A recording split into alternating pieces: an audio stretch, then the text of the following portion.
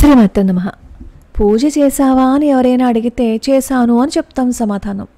అయితే షోడశోపచార పూజ చేశావన్నమాట అని అన్నారు అని అనుకోండి, నా బోటిదానికి షోడశోపచారాలు అంటే ఏం తెలుస్తాయి చెప్పండి? ఒకవేళ తెలిసినా సక్రమమైన క్రమంలో తెలియదు కదా. నాలాంటి వాళ్ళకి తెలియచేయటం కోసమే అన్నమాచార్య స్వామివారు కీర్తన రూపంలో తెలియచేశారు. అద్భుతమైన రాగం లలిత రాగంలో మనకి తెలియచేశారనమాట. మరి ఈరోజు శనివారం కదా, వెంకటేశ్వర స్వామి వారికి ఇచ్చే 16 ఉపచారాల గురించి ఈరోజు తెలుసుకుందాం. పూజ చేసి అక్కడ కూర్చుని షోడశోపచార పూజలు చేసుకోవాలి అంటే మాకు సమయం సరిపోవటం లేదండి అని అంటారు కదా. మరి ఈ కీర్తన పాడుకుంటూ దీనికి అర్థం తెలుసుకున్నాము అంటే మనం ఎన్నిసార్లు స్వామివారికి ఆసనం వెయ్యొచ్చో, ఎన్నిసార్లు స్వామివారికి అర్ఘ్యపాద్యాలు ఇవ్వచ్చో కదా. ఇంకెందుకు ఆలస్యం, మరి ఆ కీర్తనని తెలుసుకుని అలా పాడుకుంటూ ఉన్నామని అనుకోండి, మనకి ఇష్టమైనప్పుడు స్వామివారికి సేవ చేసుకోవచ్చు. ఆ కీర్తన మరి అన్నట్టు మర్చిపోయాను, నాకు కీర్తన పాడడం రాదు, ఎందుకంటే నాకు పాటలు పాడడం రాదు కాబట్టి. మరి నేను ఆ కీర్తనని చదివేస్తే అదేంటండి కీర్తనని మీరు అలా చేసేశారు అని అనకండే, నేను అర్థం చెప్తాను.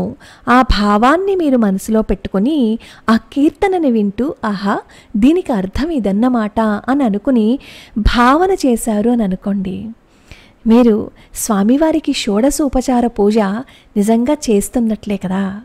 ఇంకెందుకు ఆలస్యం, షోడశ కళానిధికి షోడశోపచారములు జాడతోడ నిచ్చలును సమర్పయామి. 16 కళలతో విరాజిల్లునట్టి స్వామివారికి 16 విధములైన షోడశోపచారాలను జ్ఞానపూర్వకంగా నిత్యము సమర్పిస్తున్నాను. అలరు విశ్వాత్మునకు ఆవాహనమిదే. మొదటి ఉపచారం ఏంటి? ఆవాహనం. స్వామి రా అని పిలుస్తున్నాం. సర్వ నిలయునకు ఆసనము నిమ్మినిదే. అన్ని చోట్ల స్థితుడైన స్వామివారికి ఆసనము ప్రీతితో సమర్పిస్తున్నాము. ఎక్కడేస్తున్నాం ఆసనం? మన మనసుని ఆసనంగా చేసి స్వామివారిని ఆవాహన చేస్తున్నాం. అలగంగా జనకునకు అర్ఘ్యపాద్యాచమనాలు. గంగకు జనకుడైన దేవరకు అర్ఘ్యపాద్యములను సమర్పిస్తున్నాను. జలధిశాయికిని మజ్జనమిదే. క్షీరసాగర సేనుడైన ఆ శ్రీ మహావిష్ణువుకు ఇదిగో నేను స్నానం చేయిస్తున్నాను. మజ్జనము అంటే స్నానం చేయించటము. వరపీతాంబరునకు వస్త్రాలంకారమిదే. పీతాంబరుడైన విష్ణువుకి వస్త్రాలతో అలంకరిస్తున్నాను. సరి శ్రీమంతునకు భూషణములివే. లక్ష్మీకాంతునకు నగలను సమర్పిస్తున్నాను.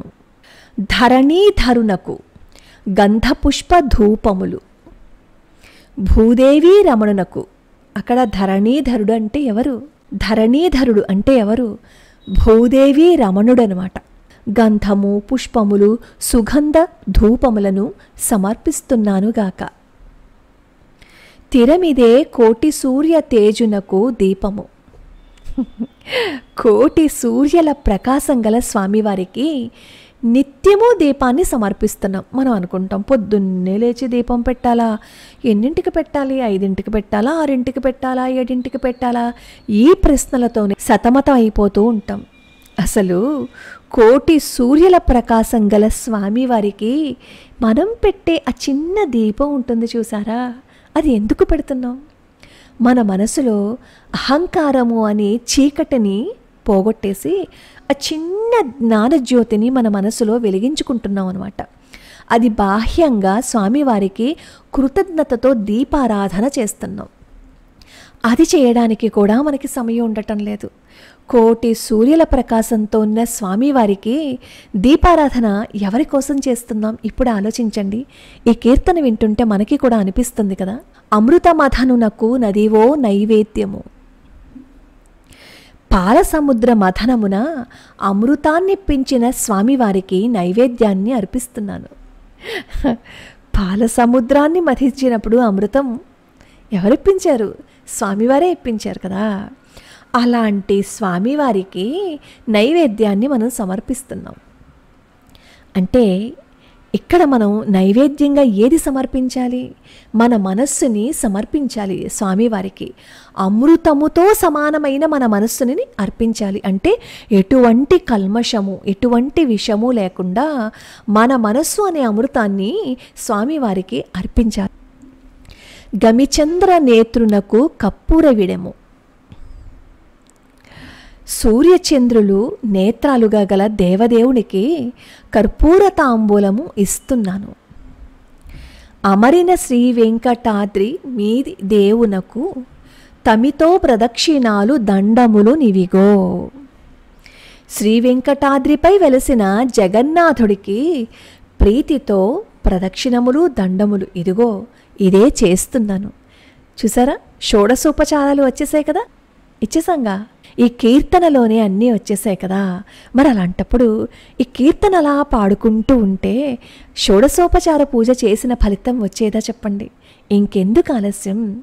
ఈరోజు శనివారం కదా, ఈరోజే ఈ కీర్తనని నేర్చేసుకుని భావాన్ని కూడా మీరు అలా భావిస్తూ ఉన్నారు అని అనుకోండి. వెంకటేశ్వర స్వామి వారికి షోడశోపచారాలు మీరు మనసుతోనే ఇచ్చేయచ్చు. మనసుతో అన్నాను కదా అని రోజు ఇచ్చే ప్రయత్నం అలా చేస్తారేమో సుమా. మీరు ప్రతిరోజు ఖచ్చితంగా ఇంట్లో దీపారాధన వెలిగించాలి. ఎప్పుడైనా కుదరకపోయినా అలానే ఆఫీస్లో ఎవరితో అయినా సరే పిచ్చాపాటి మాట్లాడుకునే బదులు ఈ షోడశోపచారాలతో ఉన్న కీర్తనని పాడుకున్నాము అంటే చక్కగా ఎన్నిసార్లు షోడశోపచారాలతో పూజ చేసిన ఫలితం వస్తుందో కదా.